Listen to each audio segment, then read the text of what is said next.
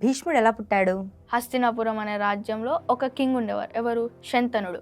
అతను ఒకరోజు వేటకి వెళ్ళి వస్తుంటే గంగా నది దగ్గర రిలాక్స్ అవుతూ ఉంటే గంగాదేవిని చూస్తారు. అప్పుడు అతను ఇంప్రెస్ అయిపోతాడు. అతను ఇంప్రెస్ అయిపోయాక గంగాదేవి దగ్గరికి వెళ్ళి అడుగుతాడు, ఏమని, నువ్వు నన్ను పెళ్లి చేసుకుంటావా అని అడుగుతాడు.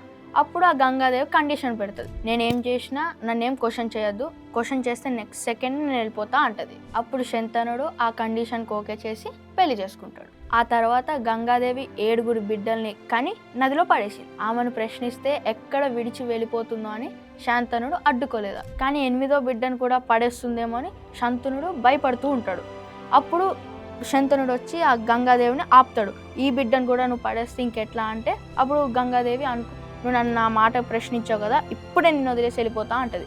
బిడ్డను తీసుకొని వెళ్ళిపోతుంటే శాంతన్ని కూడా వదిలేస్తుంది. ఆ తీసుకెళ్ళిపోయిన బిడ్డ పేరేంటి? భీష్ముడు.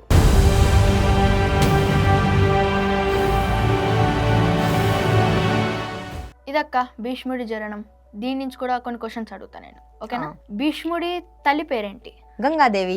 గంగాదేవి శాంతనుడికి ఏం కండిషన్ పెట్టింది పెళ్లి చేసుకోవడానికి? తను ఏం చేసినా ప్రశ్నించకూడదు, ప్రశ్నిస్తే తను వెళ్ళిపోతా అని చెప్పి కండిషన్ పెడుతుంది. మీరు కూడా విన్నారు కదా, కొన్ని క్వశ్చన్లు అడుగుతా, మీరు చెప్పండి. భీష్ముడి ఫాదర్ పేరేంటి? గంగాదేవికి భీష్ముడు ఎన్నో సంతానం? మీరు కూడా నాలాగా మహాభారతం స్టోరీస్ నేర్చుకోవాలనుకుంటున్నారా? అయితే ఆడండి లిపి.గేమ్.